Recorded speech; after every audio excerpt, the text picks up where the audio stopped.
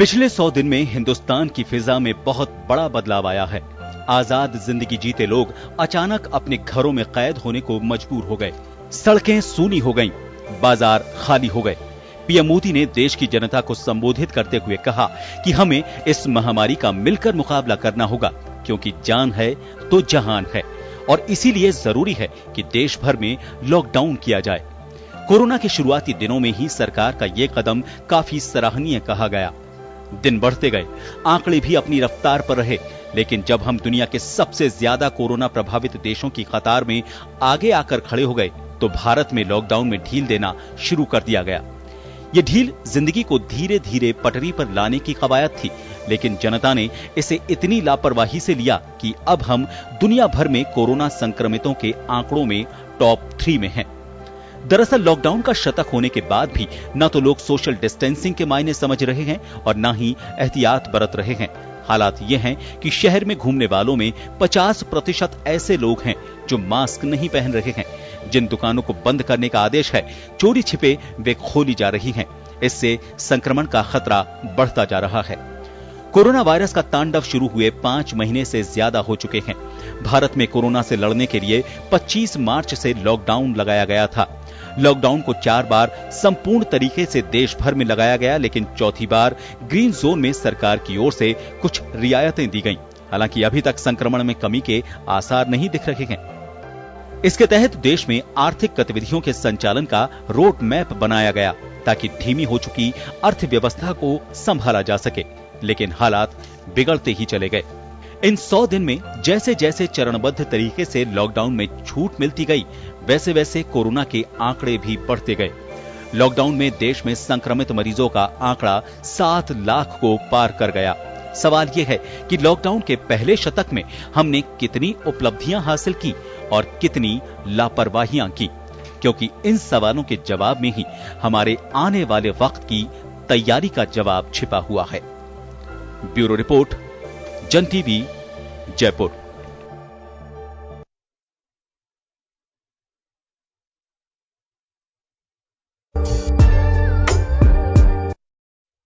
नमस्कार जन टीवी में स्वागत है आपका। मैं हूं योगेंद्र, आप देख रहे हैं खास खबर। लॉकडाउन जब से शुरू हुआ उससे पहले से ही कोरोना हर किसी की दिल की धड़कनें बढ़ा रखी थी। अब लॉकडाउन का शतक हो चुका है पूरा 2 दिन पहले, लेकिन हम इसकी समीक्षा करना लाजिम समझते हैं कि हम कहां पहुंचे, कहां फेलियर रहा, कहां हम पास हुए। तमाम पहलुओं को छूना चाहिए, जनता सुनना चाहती है। और हमारे साथ इस पूरे सफर में करीब 3 साढ़े 3 महीने का जो सफर रहा, हमारे अतिथि बार बार हमारे साथ जुड़ते रहे। हमारे साथ इस पैनल में चर्चा करने के लिए भीलवाड़ा मेडिकल कॉलेज के प्राचार्य डॉक्टर राजन साहब हमारे साथ में हैं, जो भीलवाड़ा मॉडल को काफी सक्सेसफुल किया उन्होंने और जिसकी देश और दुनिया में चर्चा रही। हमारे साथ मदन राठौड़ साहब, भाजपा के वरिष्ठ नेता जुड़े हुए हैं। शकुंतला रावत जी कांग्रेस से विधायक हैं, हमारे साथ जुड़ी हुई हैं। और वरिष्ठ पत्रकार श्याम सुंदर शर्मा साहब हमारे साथ जुड़े हैं। आप सभी का स्वागत है। आपने मजमून देखा, अब हम चर्चा पे जाएंगे। डॉक्टर साहब, मैं सबसे पहले आप ही के पास आना चाहूंगा। जब लॉकडाउन शुरू हुआ था उससे ठीक पहले मार्केट में लोग डिस्टेंस मेंटेन करने लग गए थे, मास्क भी थोड़ा थोड़ा आने लग गया था। लोगों को, आप जैसे लोग कहने भी लग गए थे कि अब लाइफ को थोड़ा सा चेंज करना होगा, हमें मास्क, हाथ बार बार धोना, ये एक रेगुलर लॉकडाउन से पहले की प्रक्रिया कुछ हद तक शुरू हो चुकी थी। लेकिन डर भी था। डर सिर्फ इस वजह से था कि हमने एब्रॉड में जो पोजीशंस देखी, चाहे वो ब्राजील की देखी, ऑस्ट्रेलिया की देखी, या फिर इंग्लैंड की देखी, या चाइना की देखी, जो सुना कि किस तरह से वहां पे लाशों के ढेर लगे हुए थे, उसका डर वो हमारे यहाँ पे रहा। तो मुझे लगता है कि काफी हद तक लोग उसे फॉलो करते रहे, सिर्फ इस डर के कारण कि कहीं हिंदुस्तान में ये हालात नहीं बने। लेकिन बेशक हम कितना ही दम भरे, कितनी बातें करते हो, लेकिन चिंता का विषय अभी भी बना हुआ है। अगर 2 बातों में मैं इस बात को गौर करूं, आपका ध्यान सभी हमारे अतिथि का ले जाना चाहूं। पहला तो वह वाक्य जब प्रधानमंत्री नरेंद्र मोदी लॉकडाउन के ठीक पहले, जनता कर्फ्यू से ठीक पहले, जब उन्होंने कहा था कि पीढ़ियां तबाह हो जाएंगी अगर हम सजग नहीं रहे तो। और दूसरा चिंता का विषय यह है कि अब तक हम ये बात कहते रहे कि दुनिया को देखते हुए हमारे यहाँ पे पॉपुलेशन इतनी होने के बावजूद भी हमारे यहाँ पे मौतों का आंकड़ा कम है। लेकिन 19 दिन ये बताते हैं कि मौतों का आंकड़ा डबल हो गया। लॉकडाउन से 19 दिन पहले तक हमारे जो आंकड़ा रहा वह रहा 10,000, लेकिन ये 19 दिन में जम करके 20,000 हो गए। ये मुझे लगता बड़ा चिंता का विषय। तो चले, मैं डॉक्टर साहब आपके पास आना चाह रहा हूं। भीलवाड़ा मॉडल सक्सेसफुल रहा, निश्चित रूप से देश और दुनिया में आपने मैसेज दिया, लेकिन अब ये जो 100 दिन का हम टाइम देखेंगे, इसमें कहाँ कमियां रही, कहाँ हम लोग सफल रहे, क्या कहें कि कहाँ फेलियर रहा, कहाँ हमारा सक्सेसफुल रहा, तो थोड़ा सा मुझे बता सकते हैं इसको लेकर?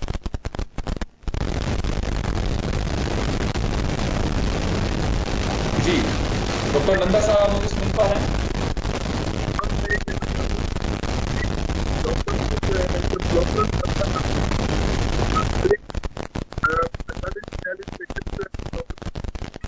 के बाद में भारत सरकार गाइडलाइन जी दूसरे राज्य उसके बाद में पर्टिकुलरली रहने वाले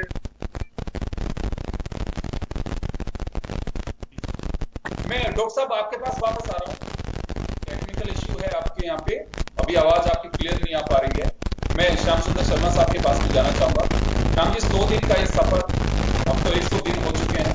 सैटरडे को ही हम लोग 100 दिन पूरे कर चुके हैं, संडे को माफ करिएगा 5 तारीख को। तो किस तरह से देखा जाए इस पूरे सफर को? जिस प्रकार के देश में हालात कोरोना के हो रहे हैं वो चिंता का विषय है। आज विश्व में हम तीसरे नंबर पे आ चुके हैं। पहले नंबर पे अमेरिका है, दूसरे नंबर पर ब्राजील है और तीसरे नंबर पर हम हैं।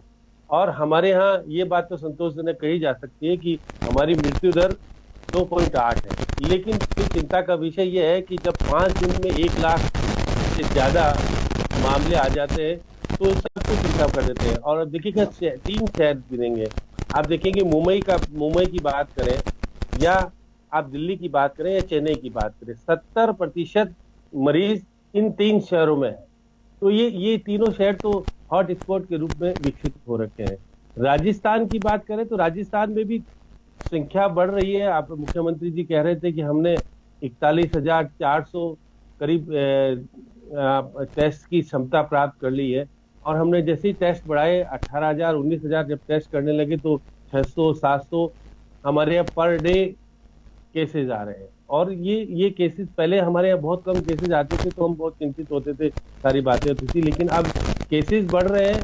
और आज मुख्यमंत्री जी फिर सैनिकों से बात कर रहे थे। कल उन्होंने शहरी निकाय के जनप्रतिनिधियों से बात की तो उन्होंने कहा कि केसेस तो बढ़ेंगे और ये कब तक चलेगा ये भी कुछ नहीं कहा जा सकता। आज अमेरिका की एक स्टडी के ऊपर वो कह रहे थे कि बहुत चिंताजनक होगा, बहुत सारी स्थिति है, हमने 1 लाख बेड्स आइसोलेशन के क्वारंटाइन के लिए तैयार कर रखे हैं, अगर कोई स्थिति बनी तो हम तैयार हैं हर तरह से। लेकिन चिंता का विषय यह है कि हम नागरिक को सतर्क होना पड़ेगा। और जो हम मास्क लगाने की बात करते हैं, सोशल डिस्टेंसिंग की बात करते हैं, जो कि बहुत हद तक नहीं हो पा रही है, ये सबसे बड़ी चिंता का विषय राजस्थान और देश के लिए, पूरे देश के लिए भी है। तो बार बार कहने के बावजूद जब लॉकडाउन था तो हम घरों में थे तो ये सब चीज हो पा रही थी। अब हम अनलॉकडाउन होकर के जिस प्रकार से ये हो गया कि कोरोना जैसे समाप्त हो गया हो, लेकिन ये बहुत गंभीर समस्या इस देश के सामने है। और अगर इसको सही तरीके से नहीं लिया तो विस्फोट क्या करेगा क्या नहीं करेगा, क्योंकि आर्थिक स्थिति से तो हमको कमजोर कर दिया है इसने पूरी तरीके से। 30% क्या लगता है आपको कि वापस हमें लॉकडाउन में जाना चाहिए? देखिएगा कि बेंगलोर का वहां के पुलिस कमिश्नर ने एक नया पेटेंट निकाला है कि वहां शुक्रवार को रात को 10 बजे से फिर वो सोमवार को सुबह 5 बजे तक का लॉकडाउन करते हैं। छुट्टियों में हमको लॉकडाउन कराने की प्रवृत्ति शुरू करनी पड़ेगी, जिससे कि हम बचाव की स्थिति में आ सके, क्योंकि छुट्टी के दिन ही ज्यादा लोग बाहर जाने की कोशिश करते हैं और जो नियमों की पालना होती है वो नहीं हो पा रही है। इसलिए हमको उस ओर लौटना पड़ेगा। पूरी तरह से लॉकडाउन नहीं करें, लेकिन जब हमको शुक्रवार को जब हम रात को 10 बजे जब कर्फ्यू लगाते हैं, जब इसका लॉकडाउन शुरू करें और मंडे को सुबह 5 बजे तक का हम लॉकडाउन कठोरता से लागू करें, तो हमारी संख्या बढ़ने के बजाय घटेगी। क्योंकि अब लोग सोचने लगे कि हमको जाना है, हमको आना है। आज होटल शुरू करने की बात भी हो रही थी, सिनेमा हॉल शुरू करने की बात हो रही थी, लेकिन जो चीज बनी हुई है सामने, चिंता का विषय यह है कि यदि ये रुका नहीं तो निश्चित रूप से क्या लगेगा, ये बात सही है कि राजस्थान में रिकवरी रेट अच्छी है और हमारे 80% रिकवर हो रहे हैं। ये हमारा संतोष का विषय राजस्थान के बारे में। मैं वापस आऊंगा आपके पास में, देश के बारे में भी मैं वापस आपके पास में आ रहा हूँ, वापस आ रहा हूँ आपके पास में। मदन राठौड़ साहब के पास में जाना चाहूंगा। मदन जी, लॉकडाउन और कोरोना तमाम चीजें हर किसी को इसको फेस करना पड़ रहा है और निश्चित रूप से सरकारें भी पार्ट हैं इसी जनता की। काफी परेशानियां भी रही, काफी इसके पॉजिटिव परिणाम भी सामने आ रहे हैं यहां। लेकिन एक बात मैं कहना चाहूंगा कि लगातार यह बात उठाई जा रही है कि सरकारों के स्तर पे भी इसका फेलियर रहा है।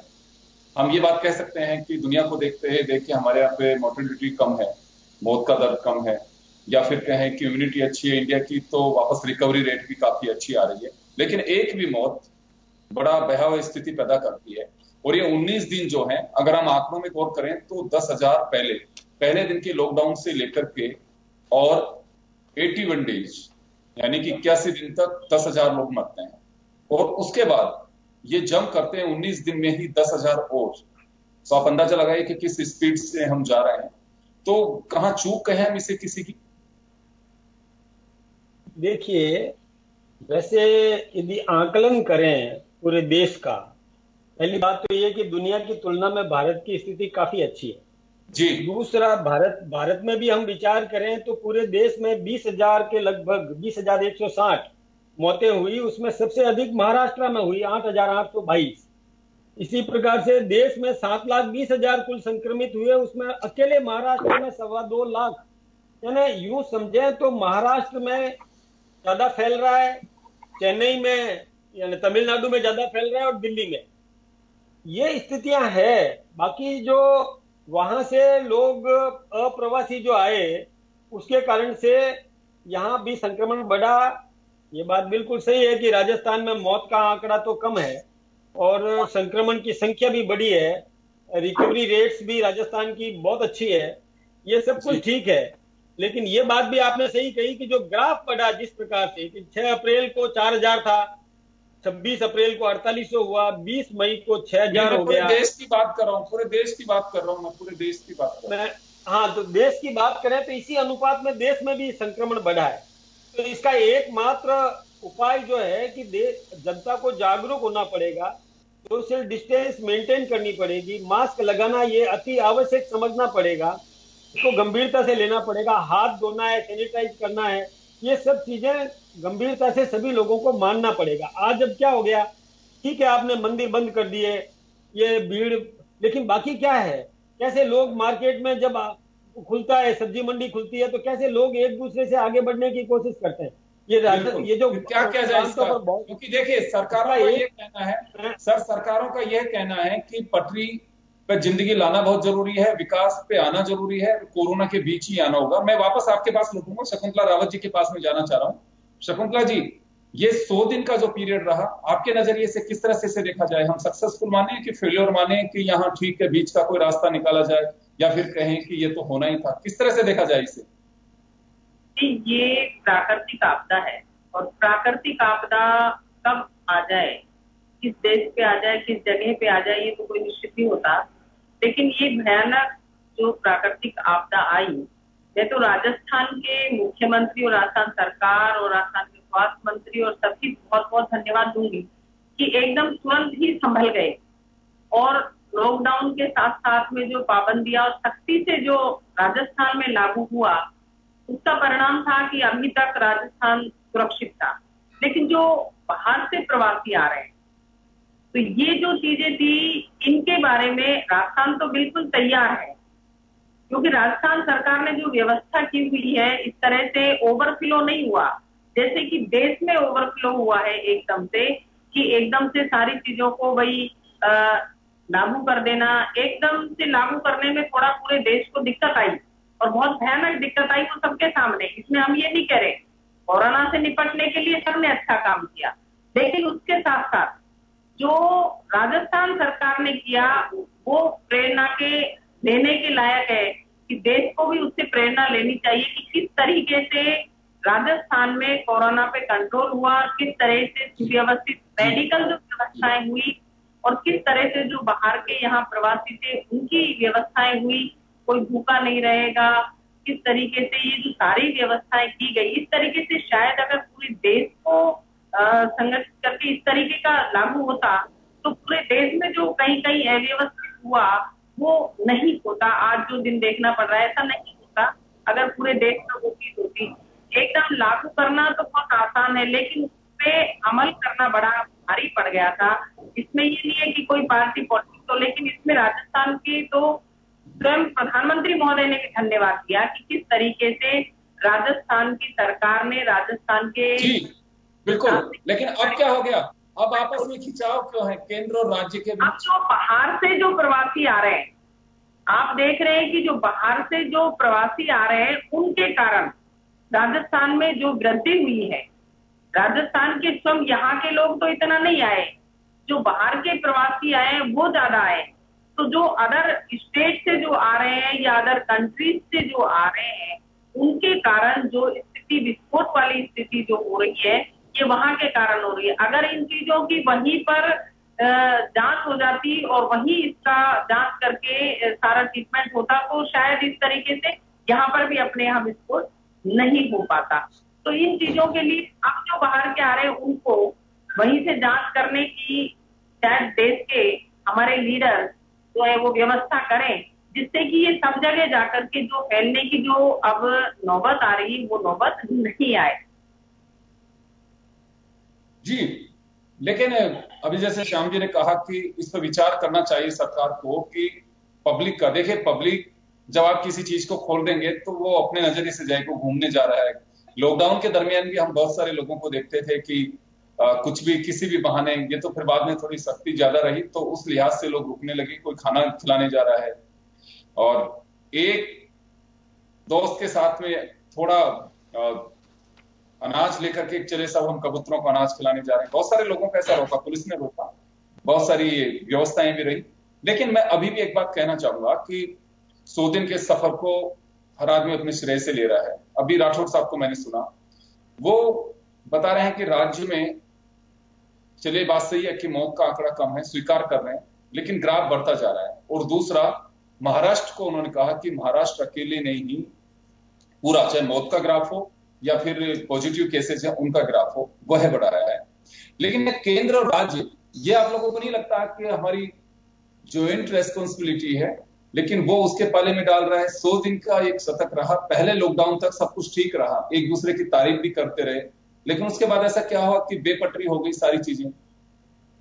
अभी भी राजस्थान सरकार जो है, कभी भी चाहे हमारे स्वास्थ्य मंत्री हो, मुख्यमंत्री महोदय हो, चाहे पंचायत राज मंत्री ने किस तरह से नरेगा में जो व्यवस्थाएं की, कंट्रोलर राजस्थान किया, हम ये नहीं कह रहे कि किसने कैसा क्या किया, लेकिन अचानक इस चीज को करना, चाहे जीएसटी हो, चाहे नोटबंदी हो, चाहे लॉकडाउन हो, चाहे कोई सा भी अचानक करना ना थोड़ा, और फिर अचानक हो गया। तो आप इतने महीने आपको ये तैयारी करनी चाहिए थी सेंट्रल गवर्नमेंट को। हम ये नहीं करें किसने जिसने किया जाए अपनी अपनी व्यवस्था से जितना हो सकता था किया, लेकिन हम ये कहना चाह रहे हैं कि जो इतना बड़ा नेतृत्व है, इतना बड़ा नेतृत्व होने के बाद में कि जो 2 महीने 1 महीने जब लॉकडाउन रहा तो क्यों नहीं ये व्यवस्थाएं की गई कि जो प्रवासी हैं उनको जाना है। अगर वहां सेंट्रल गवर्नमेंट से उसी टाइम ये व्यवस्था हो जाती कि भाई जो तनख्वाह, जैसे आप चाहे ये कितने 20 करोड़ लाखों करोड़ रुपया आप कह रहे, घोषणा करती उसी टाइम, उस घोषणा के साथ साथ आप सीधा, आपके पास सारी कंपनियों के आंकड़े हैं, कंपनियों से आंकड़े मंगवाते कि कितना मजदूर कहाँ पर है और उसकी आधी तनख्वाह वहां आप डाल देते सेंट्रल गवर्नमेंट की तरफ से, उनके बिल माफ हो जाते। तो ये पलायन जो परिस्थिति गंभीर बनी देश की वो नहीं बनती। उनको निश्चित साइन कर देते कि 2 महीने में, 3 महीने में, 6 महीने में, जब आप देश को संदेश दे रहे हो देश के नाम, तो आपका नेतृत्व जो इतने लाखों करोड़ों रुपए की आपने घोषणा करी, घोषणा नहीं करते तो वो उनका दिमाग है, उस पर हम नहीं कह रहे, देश के नेता हैं, लेकिन वो घोषणा करते कि इतने कंपनी के जो लोग हैं उनको मंगवा करके उनको तनख्वाह डाल देते, आधी तनख्वाह दे देते, वेतन दे देते, मजदूरी दे देते। तो ये नौबत नहीं आती, पलायन वाली जो स्थिति हो रही है, इधर से उधर भागने की जो नौबत आई वो नहीं आती। तो काम देश के नेतृत्व तो था, चले मैं वापस आ रहा हूँ आपके पास, मैं वापस वापस आपके पास आ रहा हूँ आपके पास में। डॉक्टर राजा नंदा साहब हमारे साथ में जुड़ गए भीलवाड़ा से। डॉक्टर साहब 100 दिन का ये जो सफर में लॉकडाउन की बात कर रहा हूँ, 102 दिन हम पूरे कर चुके हैं लॉकडाउन के, लेकिन अगर 100 दिन के सफर की बात की जाए तो इसके कुछ पॉइंट्स आपने आइडेंटिफाई किए होंगे। किस तरह से देखा जाए इसमें? निश्चित रूप से कुछ हम सफल भी हुए हैं, कहीं फेलियर रहे हैं तो मैं मानता हूं कि उसे एक लेसन के रूप में देखना चाहिए कि हम उसे दुरुस्त कैसे कर सकें। तो इस 100 दिन का जो सफर है आपके नजरिए से कैसा रहा? ये कहां फेल कहीं पास? शुरू में जब लॉकडाउन स्टार्ट हुआ था भीलवाड़ा प्रॉपर में, लॉकडाउन होने से पहले ही एक दिन पहले ही कर्फ्यू और जो रेस्ट्रिक्शंस थे लागू हो चुके हैं। जब लॉकडाउन के पीरियड के अंदर भीलवाड़ा के अंदर डोर टू डोर फूड की सप्लाई और ये बहुत अच्छी थी, पब्लिक अपने घरों में रही। जो उस समय पेशेंट्स का टर्नओवर मतलब पॉजिटिव केसेस का जो आंकड़ा था बहुत नीचे था, करीब 45-40 मरीज ही उस ड्यूरेशन में आए। और जब लॉकडाउन खुला उसके बाद ऑल ऑफ सडन जब बाहर से माइग्रेंट्स आने लगे, एकदम से पूरे भीलवाड़ा का नंबर बहुत ज्यादा से बढ़ा। अब भीलवाड़ा के अंदर जैसे ये मेडिकल कॉलेज के संबंध जो हॉस्पिटल है महात्मा गांधी हॉस्पिटल, उसके अंदर अभी तक 273 पेशेंट्स आ चुके हैं, जबकि लॉकडाउन के पीरियड में 45-46 पेशेंट ही आए थे। बीच में कुछ लोग जो है शुरू के अंदर एकदम बस सा हुआ था। मैक्सिमम पेशेंट हमारे पास एक दिन के अंदर 21 पेशेंट भी आए हैं। और एक बार किसी ने अपनी लोकल लेवल पे शादी की, उसमें कोई भी जो केयर करनी चाहिए सोशल डिस्टेंसिंग या जो उसको नंबर दिया गया था वो उसने फॉलो नहीं किया, बड़ी गैदरिंग कर ली, उस वजह से 15-16 पेशेंट्स एक साथ आए। अभी average 4-5 patients 3-4 patients per day आ रहे हैं। और वो इतनी आना एक स्वाभाविक चीज है, जब पॉपुलेशन का इधर से उधर मूवमेंट फ्री मूवमेंट है तो इतने पेशेंट्स तो हम एक्सपेक्ट कर रहे हैं कि आएंगे। हम तो यही हमारी ये है पब्लिक से कि जो राजस्थान सरकार और भारत सरकार की गाइडलाइंस है सोशल डिस्टेंसिंग की, मास्क की, सैनिटाइजेशन की, उनको अगर फॉलो करेंगे तो जल्दी ही चीज कंट्रोल में आएगी इसके अंदर। और डेथ रेशियो भी भीलवाड़ा में काफी होना चाहिए। मैं एक बात जानना चाहता हूं आपसे कि ये 100 दिन का जो टाइम रहा जी, ये एक सफल आपने वो बताए मंत्र कि बिल्कुल ये इस तरह से करें। बिल्कुल निश्चित रूप से हमें पॉजिटिव कॉर्नर ही ढूंढने चाहिए, ताकि ये कहा भी ये जाता है कि आप किसी भी तरह के पेंडेमिक में आप पैनिक ना हो। हम भी कोशिश यही कर रहे हैं कि हमने लगातार कोशिशें भी की। आपके माध्यम से हमने कोरोना के जो पॉजिटिव से नेगेटिव बने, सबसे पहले उन लोगों को भी हम स्क्रीन पे लेकर के आए, ताकि 10 लोग और सुने तो उन्हें लगा कि कोरोना हो सकता है। कोरोना से डरना है हमें, लेकिन ऐसा भी नहीं डरना कि बिल्कुल हम ये सोच के चले कि हमारी जान ही चली जाएगी। आपका विश्वास बना रहेगा तो निश्चित रूप से आप जंग जीत लेंगे। ये मंत्र आप लोगों ने उस वक्त दिया भी था। मैं यहाँ पे ये जानना चाह रहा हूं कि इतना लंबा हम लोगों ने एक सफर तय किया है, इस उम्मीद के साथ में कि शायद कल का दिन बेहतर होगा, आने वाला कल ज्यादा अच्छा होगा। लेकिन मुझे लगता है कि जो आंकड़े रोज आते हैं, एक आम जनता की फीलिंग बता रहा हूं सर मैं आपको, वो बड़े हतप्रभ रहते हैं, डरे हुए होते हैं कि इतने लोग आ गए, किसी के कॉलोनी में आ गया। फिर इसके अलावा जो मृत्यु दर बढ़ती जा रही है, ये रेशो भी जो बढ़ता जा रहा है, ये भी थोड़ा सा चिंतित कर रहा है लोगों को। तो इस दौरान कहीं हमारी चूक कहें इसे कि ये मान के चले कि बिल्कुल कहा नहीं जा रहा था लेकिन ये तो अपेक्षित था। इसके अंदर जो कंटेनमेंट जोन बनता है, जिसके अंदर जैसे किसी मोहल्ले के अंदर एक कोई पॉजिटिव पेशेंट आए, उसके आसपास आगे की गली, पीछे की गली, कुछ 100 मीटर इधर लेफ्ट साइड में, राइट साइड में अगर छोड़ के स्ट्रिक्ट कंटेनमेंट अगर किया जाएगा तो शायद कंट्रोल ज्यादा बेटर होगा उसके अंदर। मेरे को ऐसा लगता है कि कंटेनमेंट करने में थोड़ी बहुत हम कहीं ना कहीं थोड़ी चूक करते हैं, या पब्लिक नहीं सुनती है, या पब्लिक उसके अंदर कंटेनमेंट जोन को प्रॉपरली मैनेज करें तो शायद रेशियो और कम होगा इसके अंदर। सर मैं एक बात और जानना चाहूंगा डॉक्टर साहब यहाँ पे, ये तो बहुत ही अच्छी बात है कि अभी अगस्त तक के लिए बंद कर दिया है कि बड़े जो धार्मिक स्थल हैं जहाँ पे 50 से ज्यादा लोग रोज आ रहे हैं उनको बंद कर दिया गया है। तीज त्योहार जो जिनकी शोभा यात्रा निकलनी है या बड़े मेले लगने हैं उनको भी एक तरह से बंद कर दिया गया है। मुझे लगता है इसमें कहीं कोई प्रॉब्लम भी नहीं है, तो सभी संप्रदाय समाज सभी के लिए प्रॉब्लम थी कि चलो उसको रोक दिया है। लेकिन यहाँ एक सवाल होगा मेरा कि अगर वास्तव में इन्हें रोकने से कुछ बेनिफिट हो रहा है या फिर चालू कर दिया जाना चाहिए कि नहीं ठीक है जब सभी कुछ खुला तो मंदिरों को भी खोल दे, क्योंकि एक तबका इस बात की डिमांड कर रहा है। सर खोलेंगे उनको तो फिर वो वापस उस सोशल डिस्टेंसिंग को अगर मेंटेन करके, सपोजिंग जैसे दुकानों के अंदर रेस्ट्रिक्ट किया इन्होंने, 5 मतलब आदमी या 7 आदमी एक साथ ज्यादा नहीं होंगे, एक साथ नहीं डिस्टेंस पे खड़े होंगे।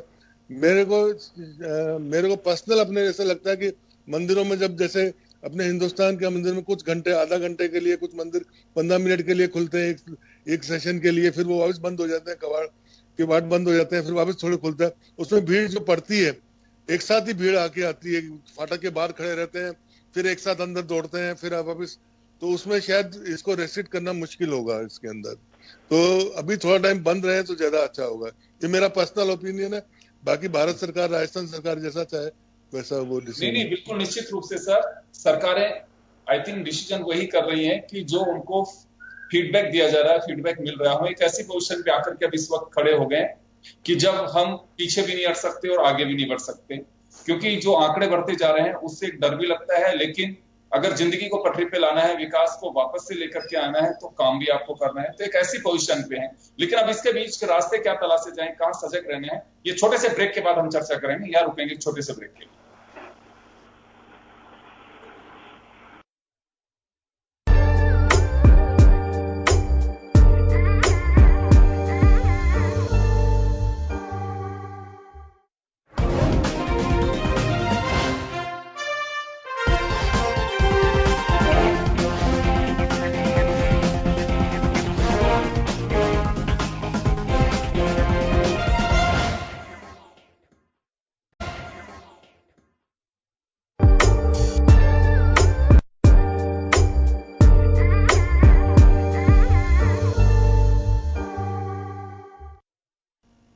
ब्रेक के बाद एक बार फिर आपका स्वागत है। आप देख रहे हैं खास खबर, बात कर रहे हैं लॉकडाउन के एक सप्ताह में क्या कुछ रहा खास, उसी को लेकर के हम चर्चा कर रहे हैं। एक बार फिर वापस मैं श्याम सुंदर शर्मा साहब के पास में जाना चाहूंगा। श्याम जी, अभी डॉक्टर साहब ने जो कहा, क्या वास्तव में, देखिए दो बातें मैंने कहा ब्रेक से पहले कि हम एक ऐसे चौराहे पे आकर के खड़े हो गए कि हम इधर जाएं कंफ्यूजन की स्थिति बनी हुई है। कोई भी कहे कि नहीं, कोई कंफ्यूज नहीं है, अगर नहीं है तो फिर उस पार्ट में हम आकर के रह गए। एक तरफ कोरोना का भय, तो दूसरी तरफ विकास की लालसा कि हमें आगे बढ़ना है, तो जिंदगी को पटरी पे लाना होगा।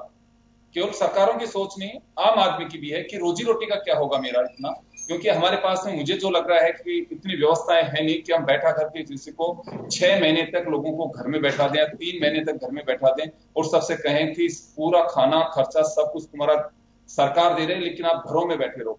मुझे नहीं लगता है सभी, अगर ये पहले किया जा चुका होता तो शायद हो सकता है हम कोरोना से बाहर आ चुके होते। लेकिन अभी भी जो प्रवासी आ रहे हैं, वे चाहे एब्रॉड से आ रहे हो या फिर किसी एक राज्य से दूसरे राज्य में, एक राज्य से दूसरे राज्य में, तो चलिए अभी एक तरह से सिलसिला थम सा गया है, अब तो सब कुछ नॉर्मली हो गए। वहां एक बड़ी प्रॉब्लम रही। तो अभी क्या माना जाए इससे, जैसे डॉक्टर साहब कह रहे हैं कि कंटेनमेंट जो है जोन, उसे बिल्कुल, या जहां पे पेशेंट आ रहे हैं तो कर्फ्यू एकदम सख्त रवैये वाला होना चाहिए। अभी तो कहा जा रहा है कि घर के बाद चस्पा कर दिया जाता है और उसके बाद में इधर 2 बल्लियां लगा दी जाती हैं, 2 बल्लियां इधर लगा दी जाती हैं और कहा जाता है कि भाई घर में रहना, बाहर मत निकलना। अगर किसी को लगता है कि कोरोना पॉजिटिव है और वो कहता है कि सर मेरे तो सर्दी जुकाम कुछ भी नहीं है, ना किसी तरह की वीकनेस है, ठीक, आप घर जाइए, दिख जाइए। अभी ये पोजिशन हो रही है, तो ऐसे तो कैसे कंट्रोल होगा?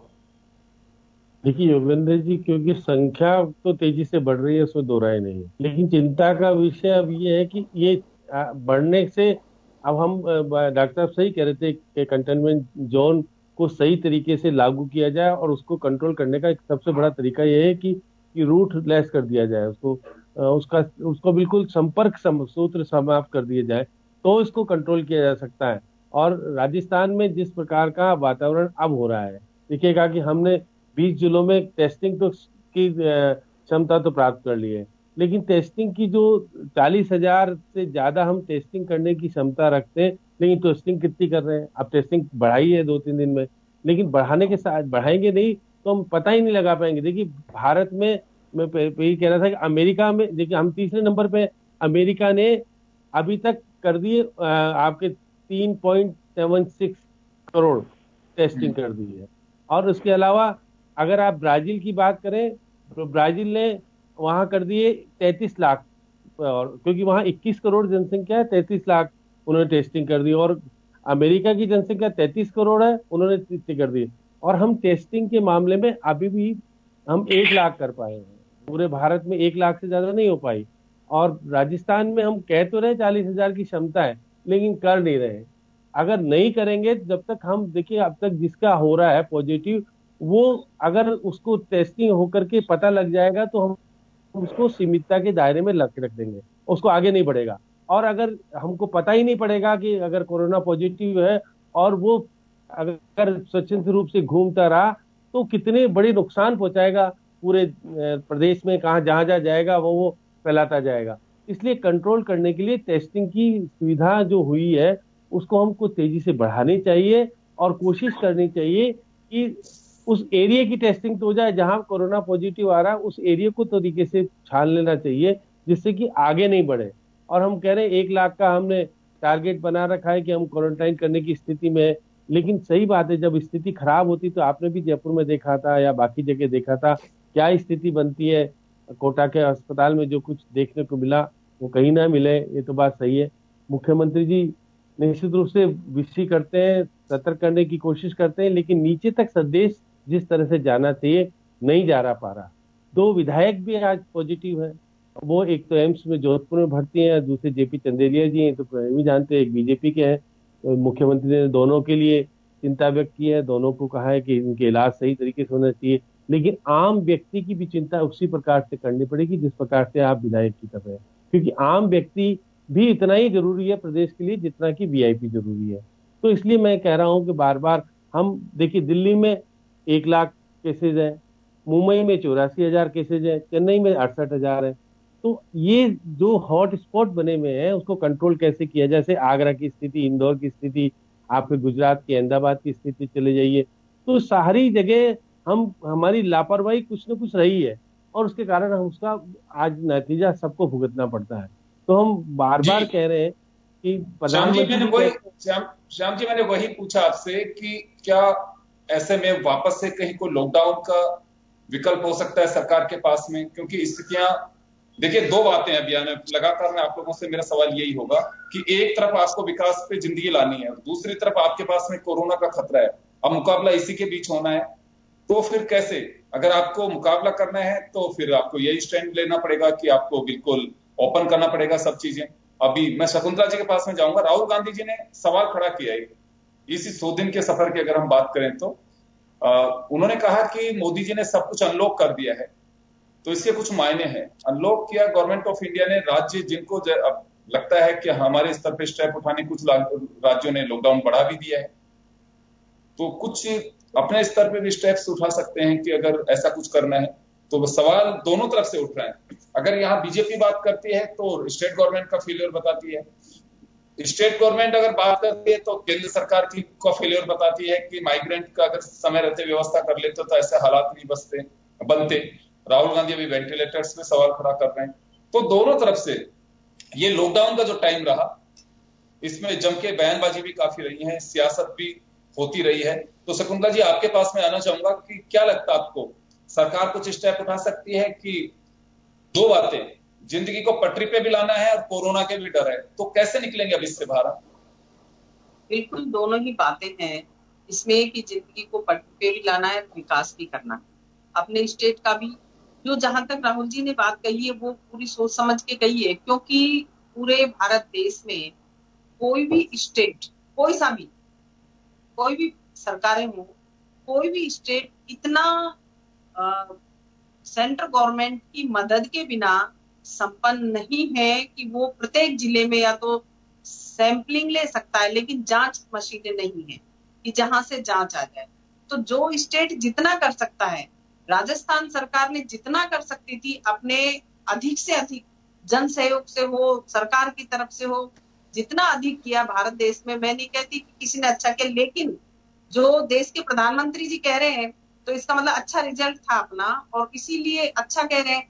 तो जो फेलियर इसलिए नहीं, लेकिन इसलिए है कि जब भारत सरकार 2 महीने का अपन को टाइम मिल गया तो उस टाइम पे नीति बना ले कि एकदम से ऐसा तो होगा नहीं कि लॉकडाउन ही रहेगा हमेशा। जिंदगी को पटरी पे लाना भी जरूरी है। कोई भी समस्या होती है तो उस समस्या के साथ जीना भी इंसान की फितरत है, और ये प्राचीन काल से चली आ रही है कि कोई भी समस्या है तो लॉकडाउन या किसी तरह से बंद रहना उसका, या किसी चीज को ठप कर देना, ये समाधान नहीं है। उसको साथ में लेकर के जीना ही उसका समाधान हो सकता है, और उसके साथ साथ चलना। तो अब जैसे भारत कृषि प्रधान देश है, वो इसलिए कह रहे हैं राहुल जी की जैसे कृषि प्रधान देश, किसानों को समस्याएं आई तो क्यों नहीं भारत सरकार की तरफ से पूरे देश के लिए कह रहे हैं, हम अकेले राजस्थान की बात नहीं कर रहे हैं, पूरे राजस्थान के साथ साथ में पूरे देश में भी एकदम से कहते हैं कि भाई चलो इतने महीने का किसानों का बिल माफ हो गया, सेंटर भारत सरकार की तरफ से कर्जा माफ हो गया। वो क्या स्टेट गवर्नमेंट करे? अरे स्टेट गवर्नमेंट की जितनी उनकी क्षमता थी उससे अधिक किया स्टेट गवर्नमेंट ने, तो ये सारे काम तो बड़े भारत सरकार से होंगे। भारत सरकार ने घोषणा भी करी है इतने करोड़ों की, तो घोषणा के साथ साथ में सीधा ही घोषणा कर दो ना, जो आमजन को बेनिफिट मिल जाए कि सीधा हम किसान का पूरा बिल माफ करते हैं, कंपनियों का जो मजदूर है उनकी आधी तनख्वाह हम देते हैं, और इतने दिन में कंपनी चालू हो जाएगी। निश्चित टाइम बता दें कि 6 महीने में, साल भर में, 10 महीने में कंपनी चालू हो जाएगी, इतने दिन उनको आधा वेतन मिलेगा।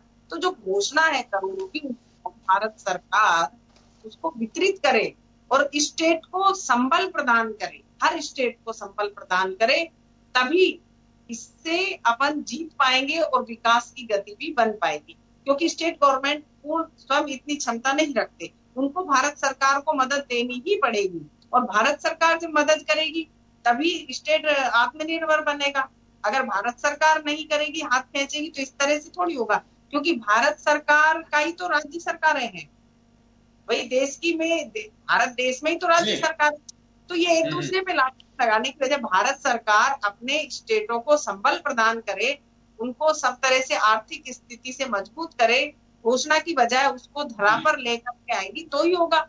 तो इस तरीके की ये जो चीजें हैं उनके लिए राहुल जी ने कहा है कि भाई इसमें ये नहीं है कि भाई कोई कटाक्ष है, उसको वो पॉजिटिव लें कि इसमें जो कमियां हैं उनको लें, और इस चीज का अगर समाधान देश के प्रधानमंत्री करेंगे तो क्यों नहीं, हम धन्यवाद देंगे। चलिए मैं मदन राठौड़ जी से जवाब दूंगा इसमें।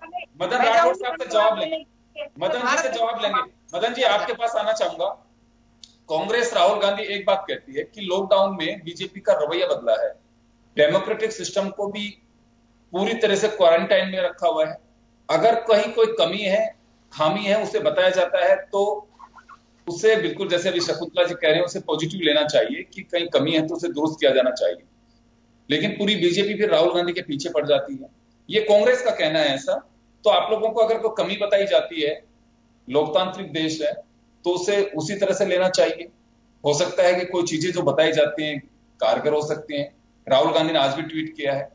तो बीजेपी से पूछा यह जाता है कि कोरोना में आप क्या कर रहे हैं, लेकिन आप लोग सवाल खड़ा करते हैं कि चाइना का साथ दे रहे हैं। ये कांग्रेस का आरोप है जी। सिर्फ योगेंद्र जी एक बात आप सुनिए, इल्जाम लगाना आता है। नहीं शकुंतला जी आप ऐसे नहीं, आपने बोल दिया, मेरे से पूछा जा रहा है तो मेरे से जवाब मदन राठौड़ जी जवाब दे रहे हैं, जवाब दे रहे हैं। एक बार आप क्यों नहीं बोलते जाएंगे तो ये ठीक नहीं है। जवाब तो सुनिए शकुंतला जी, राज्यों में आप सुनिए, जवाब केवल बोलना पर्याप्त नहीं है, दूसरे को सुनना भी चाहिए। देखिए देश के प्रधानमंत्री नरेंद्र भाई मोदी ने जिस ढंग से इस देश को संभाला है ना, कोई भी नहीं संभाल सकता था। 80 करोड़ लोगों को खाद्यान्न दे रहे, 80 करोड़ लोगों को, जो हिंदुस्तान की जनता का 70% होता है। 135 करोड़ के देश में 80 करोड़ लोगों को, और मुफ्त में 5 किलो गेहूं और चना और ये चावल ये देने की घोषणा की है। कम बात नहीं है। 20 लाख करोड़ का पैकेज दिया है खाते में। ये आप ऐसा नहीं, आप बोलते रहे ना, आपका न तो राहुल गांधी पटता है न आप पट पाते हो। और मैं आपसे एक बात बताऊं, जनता को जागरूक करो। आप सही हो, आपके आरोपों का जवाब तो प्रधानमंत्री जी ने जो रास्ता दिखाया है ना, उस रास्ते पर चलोगे तो देश बच जाएगा। इतना बड़ा आज देखिए, ये जब कहा गया कि आप उद्यमी को कहा कि आप अपने यहाँ से सर्विस जो करता है उसको खाद्यान्न दीजिए, उसको आप वेतन दीजिए, ये बात कही गई। आपने धैर्य तो रखा नहीं, आप बॉर्डर पर आपने लोगों को रोक दिया, ज्यादा संक्रमित बॉर्डर पर हुए हैं लोग, जब वहां से निकला तब वो संक्रमित नहीं था, तो आपने बॉर्डर रोक दिया, सील कर दिया, जब परमिशन लेके आ रहा उसको भी आप रोक रहे हो, फालतू की आप बसें भेजने की घोषणा करते हो, हम उत्तर प्रदेश में भेज रहे हैं बसें, न तो कोई नंबर है, न कोई बात है, न बस है, कुछ भी नहीं, फालतू की वाहवाही लेने का काम करते हो, ये ठीक बात नहीं है, इसका विरोध करते हैं। आप सुझाव दीजिए, सार गर्भित सुझाव दीजिए, निश्चित रूप से स्वीकार किए जाएंगे, लेकिन आप ये क्यों नहीं मानते हो कि जब 80 करोड़ लोगों को खाद्यान्न दे रहे हैं, आपने इसके लिए कभी प्रधानमंत्री को धन्यवाद नहीं दिया? ये राज्य सरकार इस समय क्यों आप और ये जो गरीब का लिस्ट नाम काट रहे हो, उसके खाद्य सुरक्षा में नाम काटने का ये समय है क्या? इस समय तो जो मध्यम वर्ग का है और जो लिस्टेड नहीं है उसको भी अन्न देने की जरूरत है। जब प्रधानमंत्री जी ने कहा तो उसको अन्न दीजिए, हम अन्न भेज रहे हैं आपको, तो क्यों राज्य सरकार रोक करके बैठी है? दूसरी बात, मैं नेताओं से यही कहूंगा, शकुंतला जी सुनिए, आप और हम सब मिलकर के जनता के बीच में जाएं, जनता को जागरूक करें, तब जाकर के जनता जागरूक होगी। केवल छींटाकशी करने से काम नहीं चलेगा। मैं जन टीवी का धन्यवाद देना चाहूंगा जिन्होंने ये बात कही कि आप एक दूसरे पे आरोप प्रत्यारोप क्यों करते हो, क्यों नहीं सब मिलकर के और जनता को जागरूक करने का काम करो। ये अच्छी बात है, ये श्याम सुंदर जी भी बहुत अच्छी बात कर रहे थे। हम दोनों मिलकर के, यानी पक्ष विपक्ष सब मिलकर के और जनता के बीच में जाएं, जनता को जागरूक करें, उनके अभावों की पूर्ति कराएं। जो 20 लाख करोड़ का प्रधानमंत्री जी ने पैकेज दिया है, उस पैकेज का आम छोटे से छोटे व्यक्ति तक कैसे लाभ पहुंच सके, आज रेडी वाला है, ठेले वाला है, अपने पैरों पर खड़ा हो सके, ये हमको कोशिश करना चाहिए। बैंकों में उस गरीब को ले जा करके उसको सहयोग दिलाओ, ये तो है एक बात। दूसरा, जनता को जागरूक करो कि आप कृपा करके जो निर्देश दिए गए उनका पालन करें और आप अपने वीआईपी कल्चर को खत्म करिए, वीआईपी कल्चर को समाप्त करिए। मास्क लगाना सबके लिए जरूरी है। कोई भी अधिकारी यदि टोकता है तो वो अधिकारी का कहना मानो, उस अधिकारी पर धौंस मत जमाओ। ये मत कहो कि तुमने मुझे कैसे कह दिया, मैं तो एमएलए हूं, मैं वीवीआईपी हूं। ये वीवीआईपी कल्चर खत्म करो, हम सब मिलकर के जनता को जागरूक करने का क्या राठौड़ साहब, ये कहीं से आया है क्या कि मास्क नहीं लगाने डाला जा रहा है? अपन आपके चैनल में मैंने देखा कि धमकाने का काम, ये कैसे कह दिया मुझे, ये अजमेर की है दृष्टांत आपके इधर, क्या बात कर रहे हैं, कहां से जयपुर में है, यही तो कह रहा हूँ। दूसरा जी एक बात और सुनिए, मैं आपसे एक बंद करो, ये फोटो बंद करो, लोगों के साथ जुड़ करके आप खुद नहीं करोगे तो क्या होगा? ये अपने को करने की जरूरत है। आप जनता को जागरूक करने का काम नहीं करोगे, केवल आरोप लगाते रहोगे तो जनता परेशान रहेगी। आप लोग करते नहीं हो, आप लोग थोड़ा नहीं करो, समाधान नहीं है और पड़ोसी जनता को सुनाओगे। आपको मालूम नहीं है कि 20 लाख करोड़ का पैकेज क्या है? आपको ये मालूम इतना मुफ्त में अनाज दे रहे हैं, देने की घोषणा की है, आप आधार कार्ड का सत्यापन नहीं कर रहे हो, फूड सिक्योरिटी और राशन कार्ड का सत्यापन नहीं करो, क्यों बंद कर रखा है अभी ये राशन कार्ड का? और जो फूड सिक्योरिटी में मैं सर वापस आ रहा हूँ, हमारे साथ में जुड़े, ये रोकने के पास वापस आ रहा हूँ, मैं आप दोनों के पास वापस आऊंगा। डॉक्टर राजन नंदा साहब के पास जाना चाहूंगा, डॉक्टर राजन साहब के पास ही जाना चाहूंगा। सरकार इसका मतलब बोलने का अधिकार नहीं है, तो आपकी हिजरत में है, हमको बात कहने की राइट नहीं है। मदन जी होश मत कमाओ, मत करो, आज तो सही हमारी, अब हमारी बात बीच में बोलते आपने अनर्गल बातें कही।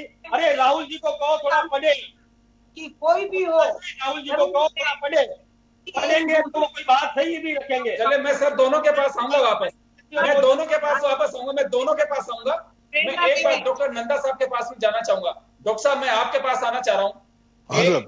अभी वापस एक स्थिति ऐसी बन रही है, अगर ये पोजीशन आई, देखिए सरकारें आज तक भी यह स्वीकार नहीं कर रही है कि कम्युनिटी ट्रांसमिशन हो चुका है इसका, और यह हम बहुत पहले चर्चा कर चुके हैं, कई लोग इसको स्वीकार भी कर चुके हैं कि इससे क्या होगा। बिल्कुल कम्युनिटी ट्रांसमिशन तो हो चुका है, इसका कम्युनिटी में फैल चुका है, जो आंकड़े बढ़ते जा रहे हैं उसका मतलब भी यही है। लेकिन अभी भी सरकारें खुल के नहीं बोलना चाहती इसमें। एक बात और आ रही है अभी कि वायरस हवा में भी आ सकता है अभी। अगर ऐसा है तो क्या स्थितियां बनेंगी, और क्या संभव है कि अभी एयर में ये फ्लू जा सकता है? कम्युनिटी ट्रांसमिशन या हवा में फैलना दोनों एक ही बात है जी।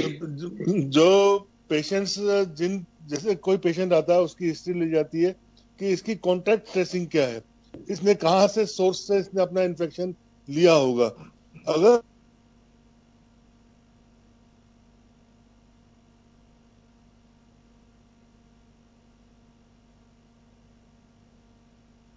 जी डॉक्टर साहब, आपकी ऑडियो प्रॉब्लम आ रही है सर, मैं वापस लौटूंगा आपके पास में। मैं वापस आपके पास में आऊंगा, आपकी आवाज नहीं आ पा रही है मुझ तक। अब आ रही है? जी बोलिए, बिल्कुल रेगुलर करिए।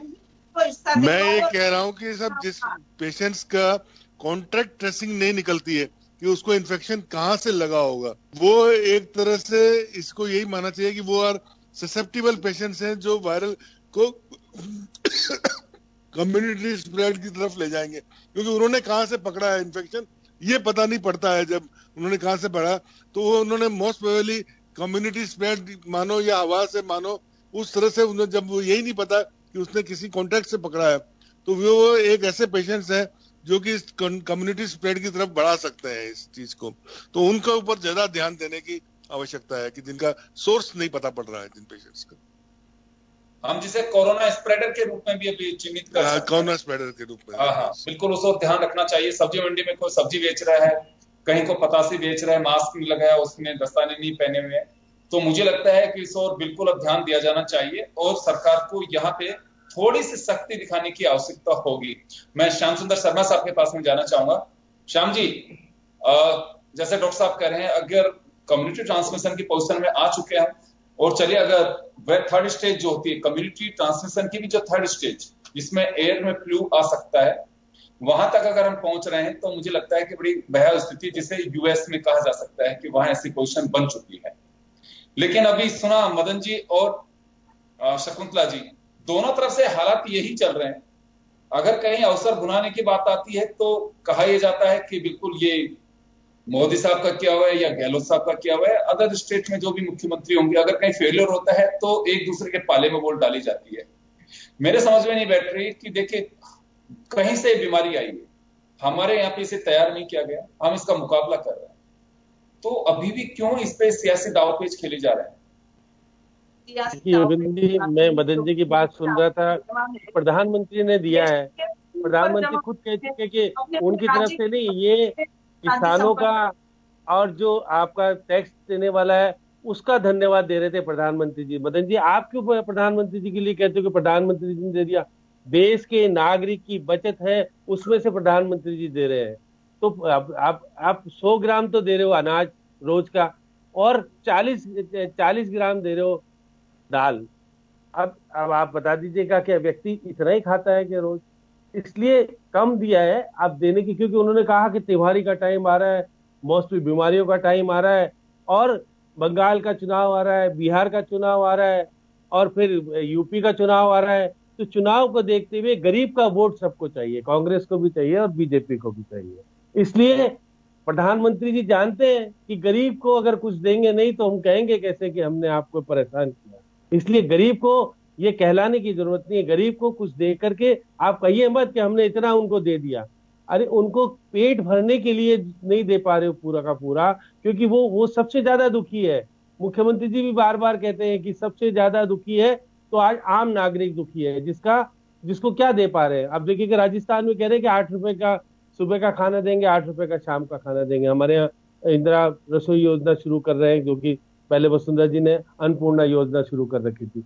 मैं अब फिर कह रहा हूं कि आज की राजस्थान में पहले 30 दिन में 10,000 आए थे और अब 10,000 कितनी जल्दी हो गए, ये हमको चिंता का विषय इसलिए है कि मुख्यमंत्री जी बार बार कह रहे हैं कि कोरोना किस रूप में आएगा, किस रूप में रहेगा, कितना फैलेगा, कितना बढ़ेगा, खुद आशंका प्रकट कर रहे हैं। तो आम जनता की क्या स्थिति बनेगी?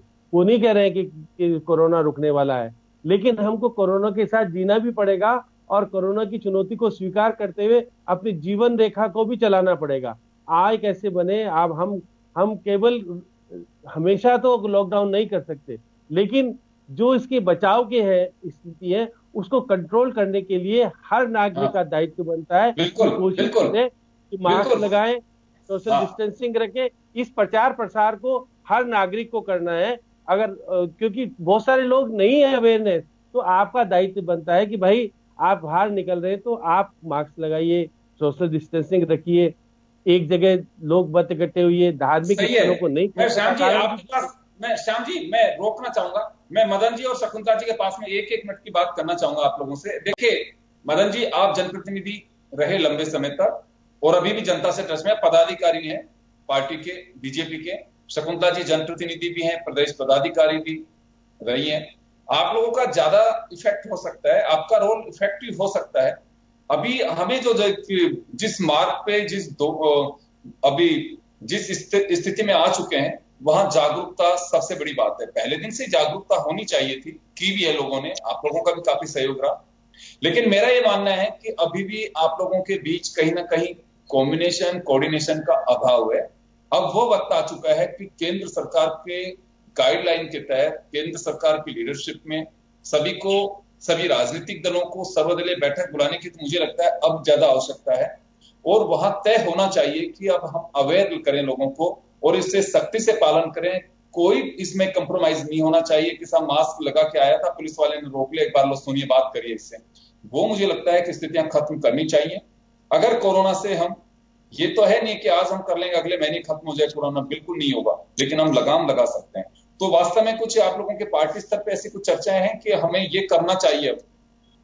जोगिंदर जी, आप बात बिल्कुल सही है। पार्टी स्तर पर इस प्रकार के निर्देश दिए गए हैं और सभी को जागरूक करने के लिए कहा गया है। पार्टी इस समय वर्चुअल मीटिंग करके सबको यही बात बताई जा रही है कि जनता के बीच में ये जाकर के बताएं कि कैसे अपने को सोशल डिस्टेंस रखना है, किस प्रकार से और अपने आप को और बचा करके रखना है, मास्क लगाना है। ये सब चीजें हम जनता के बीच में जाकर के बताते भी हैं और बता रहे हैं। ये बात बिल्कुल सही। देखिए मैं तो ये बात कहना चाहता था कि मंडल स्तर पर आप डिजिटल डायरी निकालिए। क्या चल रहा है? जन जागरण अभियान चलाया भी है और सभी जगह अवेयरनेस के लिए गांव में, तहसील स्तर पर सभी जगह मैं स्वयं भी गई हूँ। अभी परसों भी मैं जाकर के आई हूँ। सभी जगह जागरूकता के लिए हम काम कर रहे हैं। लेकिन इसके लिए मैं ये नहीं कह रही कि क्या अच्छा क्या, पर मदन जी से मेरा ये निवेदन है कि भारत सरकार जो घर का मुखिया है, उनको हर स्टेट के मुख्यमंत्री जी से कि आपको अपने राज्य के लिए क्या बात की है ना, उनको बुलाया, मुख्यमंत्री के साथ में मीटिंग करी, समय पर मीटिंग करी है, जी मीटिंग की है मुख्यमंत्रियों के साथ में, मीटिंग हो चुकी है, अपने विधानसभा हो रही है, लेकिन दिया नहीं है मदन जी। मीटिंग समय का अभाव, बंद नहीं करना चाहिए था, समय करने में बंद नहीं करना चाहिए था। मुख्यमंत्री जी ने जो योजना दिया उसको बंद नहीं करना चाहिए था। ये राजनीति मत दौर में ले जाने का कि लॉकडाउन के दौरान आप सब ने क्या किया, आप लोगों की सजगता के चलते ही ये आंकड़े काफी कंट्रोल में रहे।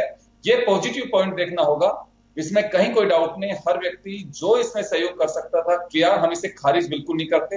लेकिन अब वक्त आ गया है कि हम उस मोड़ से बाहर निकलने के लिए या इसे रोकने के लिए अब ज्यादा आपको सजग रहना होगा, क्योंकि आपको आपकी रोजी रोटी का भी ख्याल रखना है और कोरोना की जंग में आपको जीतना भी है। तो ये मुझे लगता है कि हर व्यक्ति अपनी जिम्मेदारी समझेगा, सरकारें अपनी समझेंगी, तभी हम इससे बाहर निकल पाएंगे। नहीं तो हम जो आंकड़े देख रहे हैं, जो पॉजिटिव सोच के साथ आगे चल रहे हैं, वह तबाह कर देगी। और आप लोगों को सजग रहना ही मुझे लगता है कि इसका सबसे बड़ा मूल मंत्र है जो आपको फॉलो करना है। बहुत बहुत शुक्रिया आप सभी का। खास खबर में इतना ही, दीजिए इजाजत, नमस्कार।